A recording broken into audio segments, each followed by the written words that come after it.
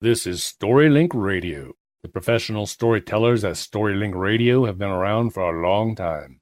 The Irish knew storytellers by the name Saki.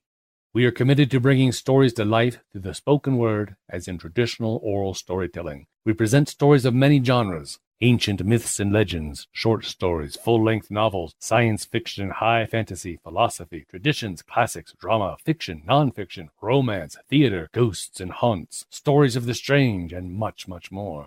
Our stories may be drawn from contemporary sources or from some dusty, near-forgotten tome. Regardless, it is a treat like no other to listen to stories and tales presented in a live format with the emotion and feeling a true professional storyteller brings, conjuring up images of yesterday, tomorrow, and fantasy. So join us at StoryLink Radio and let us be your Shanaki for a time. Our stories are presented before a live audience, then recorded for the StoryLink Radio podcast for your on-demand listening pleasure. Please visit StoryLinkRadio.com for show notes, to find out how to join our live audience, and for lots of free stuff, including free audiobooks and much more. Visit www.storylinkradio.com. Tobermory is by H. Munro, aka Saki. In this tale, Saki gives animals uncanny power. They act to expose the worst in their human counterparts. The human's response is instant and malicious. Their decision is described as if the guests were plotting the murder of a human. Because Saki's fiction always succeeds in bringing forth the worst in people, be it greed, or tyranny, or selfishness, Saki has himself been accused of inhumanity. A more intent look at the reasons for his deep sarcasm cannot fail to establish that the cruelty of Saki's stories is really the cruelty of the well-to-do society around him.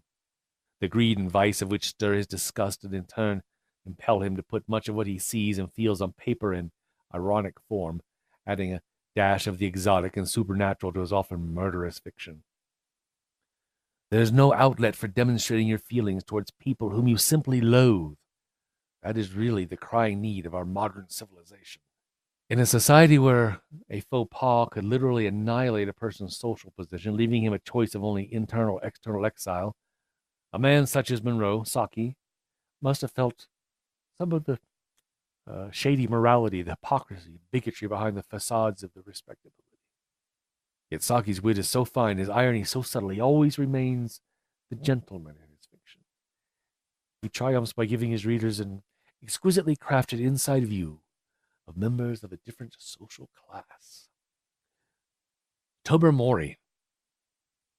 It was a chill, rain-washed afternoon of a late August day, that indefinite season when the partridges are still in security or cold storage. There's nothing to hunt, unless one is bounded on the north by the Bristol Channel, in which case one may lawfully gallop after fat red stags. Lady Blemley's house party was not bounded on the north by the Bristol Channel, hence there was a full gathering of her guests round the tea table on this particular afternoon. And in spite of the blankness of the season and the triteness of the occasion, there was no trace in the company of that fatigued restlessness, which means a dread of the pianola and a subdued hankering for the auction bridge. The undisguised open-mouthed attention of the entire house party was fixed on the homely negative personality of Mr. Cornelius Appin. Of all her guests, he was the one who had come to Lady Blemley with the vaguest reputation. Someone had said he was clever, that he had got his invitation and a moderate expectation on part of his hostess, that some portion of at least his cleverness would be contributed to the general entertainment. Until tea time that day, she had been unable to discover in what direction, if any, his cleverness lay. He was neither a wit nor a croquet champion. He was not a hypnotic force, nor a begetter of amateur theatricals. Neither did his exterior suggest the sort of man in whom women are willing to pardon a generous measure of mental deficiency. He had subsided into mere Mr. Appin, and the Cornelius seemed a piece of transparent baptismal bluff. And now he was claiming to have launched on the world a discovery besides which the invention of gunpowder, of the printing press, of steam locomotion, were inconsiderable trifles of inventions at all. Science had made bewildering strides in many directions during recent decades.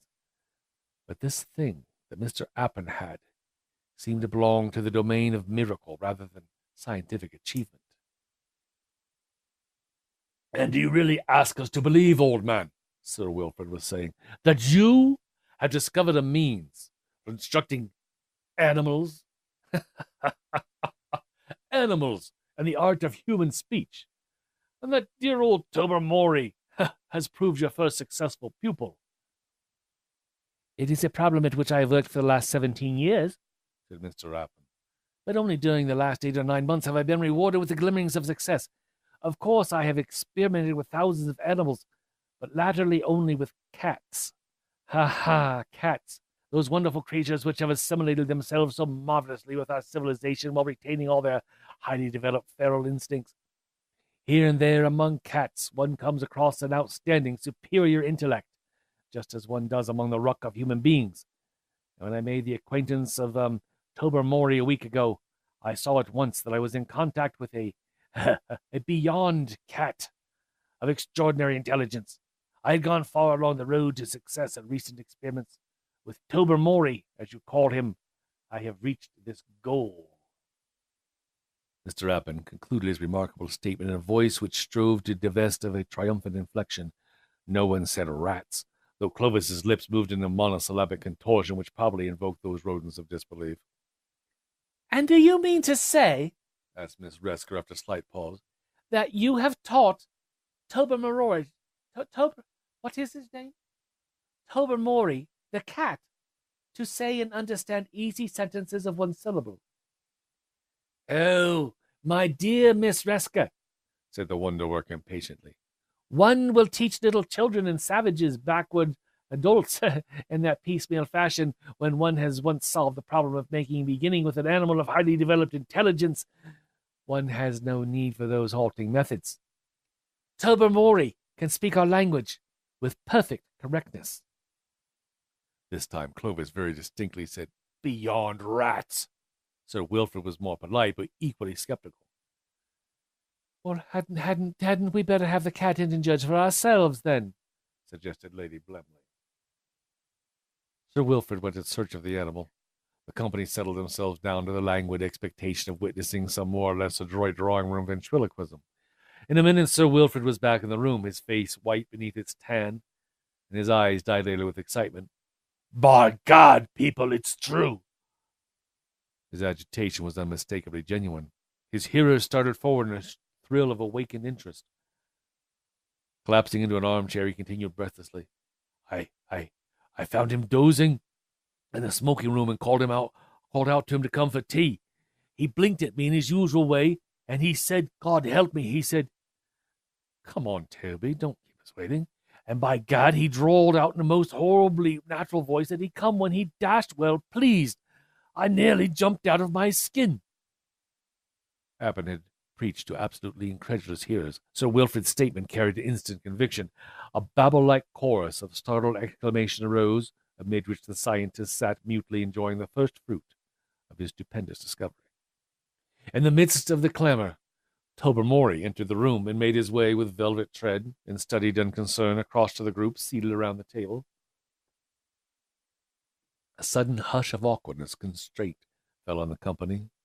Somehow there seemed an element of embarrassment in addressing on equal terms a domestic cat of acknowledged mental ability.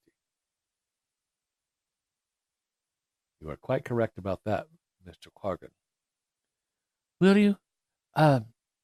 you have some milk, Tobermory? Asked Lady Blemley in a rather strained voice. I don't mind if I do, was the response, couched in a tone of even indifference. A shiver of suppressed excitement went through the listeners, and Lady Blemley might be excused for pouring out the saucer full of milk rather unsteadily. I'm afraid I've spilt a good deal of it, she said apologetically.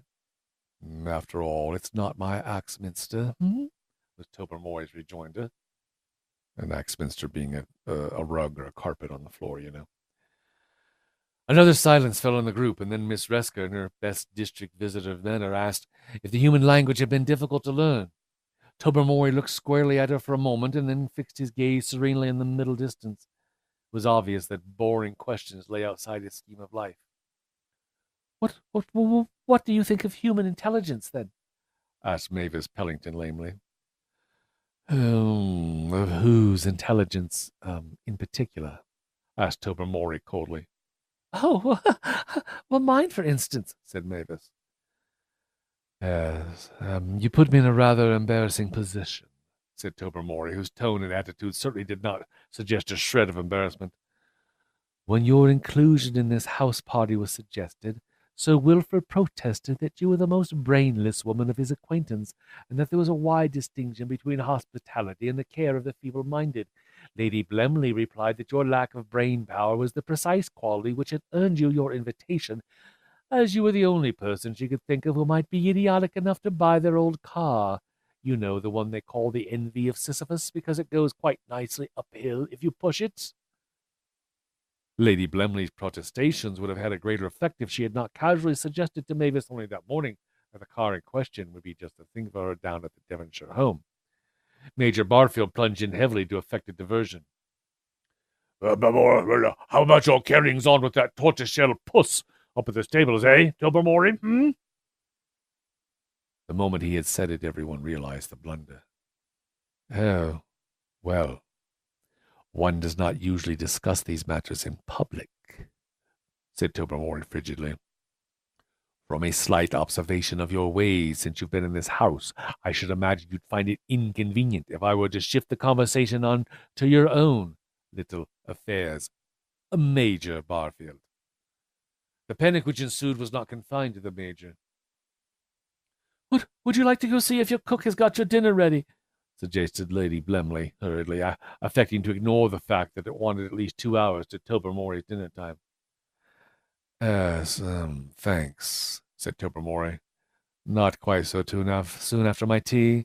I don't want to die of indigestion, you see. Cats have 9 lives, you know, said Wilfrid heartily. Yes, possibly so, answered Tobermory. But only one liver, you see. Adelaide, said Mrs. Cornet, do you mean to encourage that cat to go out and gossip about us in the servants' hall? The panic had indeed become general. A narrow ornamental balustrade ran in front of most of the bedroom windows of the towers, and it was recalled with dismay that this had formed a favorite promenade for Tobermory at all hours, whence he could watch the pigeons. Yes, watch the pigeons, and heaven knew what else besides. If he intended to become reminiscent in his present outspoken strain, the effect would be something more than disconcerting. Mrs. Cornet, who spent much time at her toilet table, and whose complexion was reputed to be of a nomadic though punctual disposition, looked as ill at ease as the Major. Miss Scrawwen, who wrote fiercely sensuous poetry and led a blameless life, merely displayed irritation. If you are methodical and virtuous in private, you don't necessarily want everyone to know it. Bertie Van Ton, who was so depraved at 17 that he had long ago given up trying to be any worse, turned a dull shade of gardenia white, but he did not commit the error of dashing out of the room like Odo Finsbury, a young gentleman who was understood to be reading for the church and who was possibly disturbed at the thought of scandals he might hear concerning other people. Clovis had the presence of mind to maintain a composed exterior. Privately, he was calculating how long it would take to procure a box of fancy mice through the agency of the Exchange in Mart as a species of hush money for Tobermory, as it were. Welcome, rubbish. Even in a delicate situation like the present, Agnes Resker could not endure to remain too long in the background. Oh, why did I ever come down here? She asked dramatically. It's already 8 o'clock, and there's at least 3 minutes left to this story. Tobermory immediately accepted the opening. Judging by what you said to Mrs. Cornet on the croquet lawn yesterday, you were out for food. You described the Blemleys as the dullest people to stay with that you ever knew, that you said they were clever enough to employ a first-rate cook. Otherwise, they'd find it difficult to get anyone to come down a second time. Yes, I believe that is what you said, Agnes, is it not? There's not a word of truth in that. I appeal to Mrs. Cornet, exclaimed the discomfited Agnes. Mrs. Cornet repeated your remark afterwards to Bertie Van Ton, continued Tobermory, and said that woman is a regular hunger marcher. She'd go anywhere for 4 square meals a day. And Bertie Van Ton said... At this point, the chronicle mercifully ceased. Tobermory had caught a glimpse of the big yellow Tom from the rectory working his way through the shrubbery towards the stable wing. In a flash, Tobermory had vanished through the open French window. With the disappearance of his too brilliant pupil, Cornelius Appin, remember Cornelius Appin, the mad scientist who made Tobermory speak in the first place? Yes. Cornelius Appin found himself beset by a hurricane of bitter upbraiding, anxious inquiry, and frightened entreaty. The responsibility for the situation lay with him, and he must prevent matters from becoming worse. Could Tobermory impart his dangerous gift to other cats? Was the first question he had to answer. It was possible, yes, he replied, that he might have initiated his intimate friend, the stable puss, into his new accomplishment, but it was unlikely that his teaching could have taken a wider range as yet. Why then, said Mrs. Cornet, Tobermory may be a valuable cat and a great pet, but I'm sure you'll agree, Adelaide, that both he and the stable cat must be done away with without delay. You don't suppose I've enjoyed the last quarter of hour, do you? Said Lady Blemley bitterly. My husband and I are very fond of Tobermory. At least we were before this horrible accomplishment was infused into him. But if now, of course, the only thing is to have him destroyed as soon as possible. Yes, we can put some strychnine in the scraps he always gets at dinner time, said Sir Wilfrid. I will go down and I will drain this. I will drown the stable puss myself. The coachman will be very sore at losing his pet, but I'll say a very catching form of mange has broken out. Both cats are afraid of it spreading to the kennels. What my great discovery! Expostulated Mr. Appin. After all my years of research and experiments. You can go and experiment on the shorthorns of the farm who are under proper control, said Mrs. Cornet. Or the elephants at the zoological gardens. Yes, the elephants. They're said to be highly intelligent. And they have this recommendation. They don't come creeping about our bedrooms and under our chairs and so forth. An archangel ecstatically proclaiming the millennium, and then finding that it clashed unpardonably with Henley and would have to be indefinitely postponed, could hardly have felt more crestfallen than our Cornelius Appin at the reception of his wonderful achievement. Public opinion, however, was against him. In fact, had the general voice been consulted on the subject, it is probable that the strong minority vote would have been in favor of including him in the strychnine diet. Effective train arrangements and a nervous desire to see that matters brought to a finish prevented an immediate dispersal of the party. But dinner that evening was not a social success. Really, guys, we're almost through. Sir Wilfrid had a rather trying time with the stable puss, and subsequently with the coachman. Agnes Resker ostentatiously limited her repast to a morsel of dry toast, which she bit as though it were a personal enemy. While Mavis Pellington maintained a vindictive silence throughout the meal, Lady Blemley kept up a flow of what she hoped was conversation, but her attention was fixed on the doorway. A plate full of carefully dosed fish scraps, dosed with strychnine, was in readiness on the sideboard, but sweets and savory and dessert went their way, and no Tobermory appeared either in the dining room or the kitchen. The sepulchral dinner was cheerful compared with the subsequent vigil in the smoking room. Eating and drinking had at least supplied a distraction and cloaked the prevailing embarrassment. Bridge was out of the question in the general tension of nerves and tempers, and after Odo Finsbury had given a lugubrious rendering of Melisande in the Wood to a frigid audience, music was tacitly avoided. At 11, the servants went to bed, announcing that the small window in the pantry had been left open as usual for Tobermory's private use. The guests read steadily through the current batch of magazines and fell back gradually on the badminton library and bound volumes of Punch. Lady Blemley made periodic visits to the pantry, returning each time with an expression of listless depression, which forestalled questioning. At 2:00, Clovis broke the dominating silence. Yes. He won't turn up tonight. He's probably in the local newspaper office at the present moment, dictating the first installment of his reminiscences to some local reporter. Lady What's-Her-Name's book won't be in it. It'll be the event of the day. Having made this contribution to the general cheerfulness, Clovis went to bed. At long intervals, the various members of the house party followed his example. The servants taking round the early tea made a uniform announcement in reply to a uniform question. Tobermory had not returned. Breakfast was, if anything, a more unpleasant function than dinner had been, but before its conclusion the situation was relieved. Tobermory's corpse was brought in from the shrubbery, or a gardener had just discovered it. From the bites on his throat and the yellow fur which coated his claws, It was evident that he had fallen in unequal combat with the big tomcat from the rectory. By midday, most of the guests had quitted the towers, and after lunch, Lady Blemley had sufficiently recovered her spirits to write an extremely nasty letter to the rectory about the loss of her valuable pet. Tobermory had been Appin's one successful pupil, and he was destined to have no successor. A few weeks later, an elephant in the Dresden Zoological Garden, which had shown no previous signs of irritability, broke loose and killed an Englishman who had apparently been teasing it.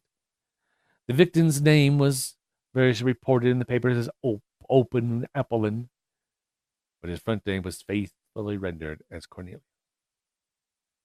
If he was trying German irregular verbs of the poor beast, said Clovis, he deserved all that he got. Oh, yes. As Rick said, if the cat starts talking, do you really want to hear what he has to say? So that was H.H. Munro, also known as Saki. Thank you for listening to StoryLink Radio. If you like what you've just heard, we hope you will subscribe to our podcast and pass along our web address, www.storylinkradio.com. Be sure to visit our website for show notes, to find out how to join our live audience, and for lots of free stuff, including free audiobooks and much more. Join us next time for another story from StoryLink Radio.